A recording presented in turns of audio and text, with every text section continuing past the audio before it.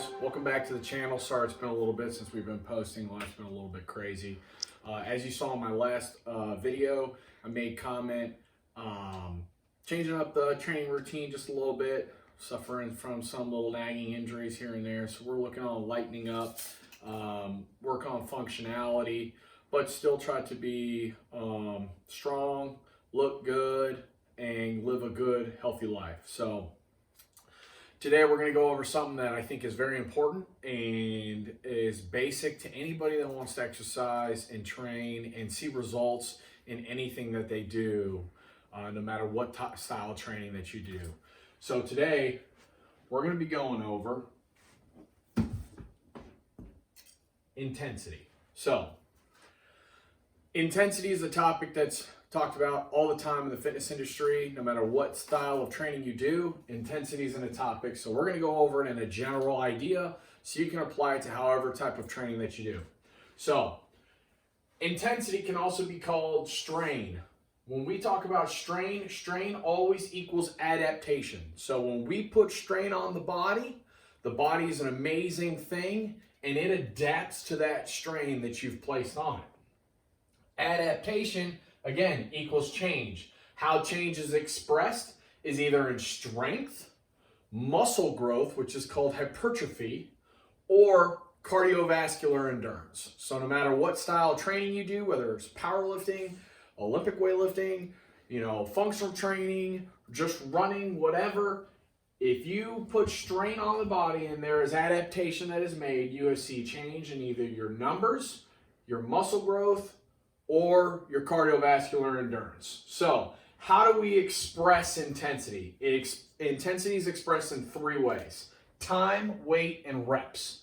Time, we have rest period. So what is time? Rest periods in between your sets, length of your workouts, and length of the set, expressed in how long does it take you to do the set, not necessarily reps. We'll go over that in a little bit. Weight is loading. So how heavy are you going? And reps is volume.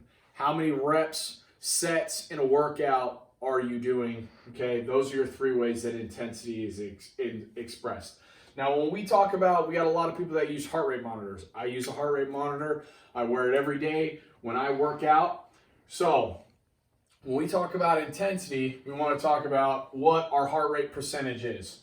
So anything less than 60%, a lot of times you're going to be used for like a warm-up or like a really long endurance where you want to keep your heart rate as low as possible. Most people, when they train, no matter what style of training that is, you're going to be somewhere in the 60 to 85% range of your max heart rate. Okay, so that's your go range. The red line is anytime you hit 90% and above. So that's heart rates 160 and up. You're going to be in that red line range, and that's where you're going to feel it hurts really bad. Okay, so tips when it comes to intensity in your workouts: shorten your rest periods. Okay, so if you're normally resting a minute between each set, try shortening it. Change the length of your conditioning workout. Is your conditioning workout always 30 minutes? Do you always run 3 miles? Make it shorter, run faster. Make it longer, run slower. So constantly changing it. Remember, the body adapts, so we need to constantly be changing the intensity in our workout. Change the rep schemes. So I wrote some rep schemes right here in the totals. You can do a 5x5, a 6x6, 10x10, a 20-15-12-10, or a 3x20. Those are just some things that I like to throw in.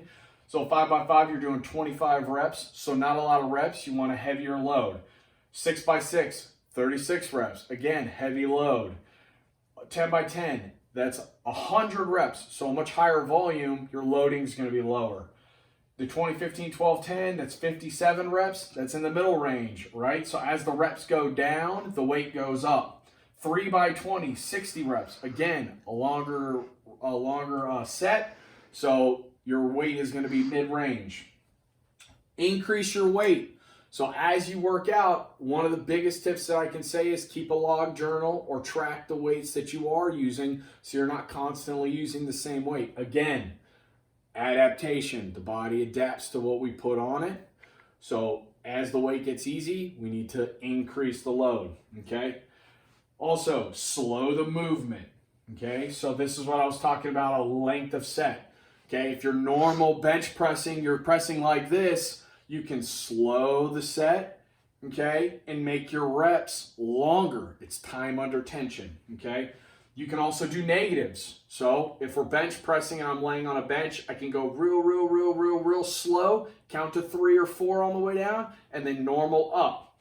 Then you can do explosive, where you do like a pause set or a negative to press as hard as you can. Again, bench press, easiest thing. You'll bring it down, set, and press up as hard and as fast as you possibly can. Just some little tricks that you can throw in to throw some curveballs at your body. To change it up, may not necessarily change your weight, but you're changing how you perform the set, okay? And then supersets. So instead of doing one exercise, string together 2 exercises, 3 exercises, 4 exercises, okay? But always remember safety. Safety is the most important. I always like, depending on the movement, to always lift with a spotter, so I have a partner. And that's where this last thing that I want to go over is your intensity versus proper form battle that we always have, okay? So right here in the black, that's your lower intensity. We're gonna call that technique work. It's so light that all we're working on is proper technique, making sure we get good movement, okay? In your green, that's gonna be your working set, okay?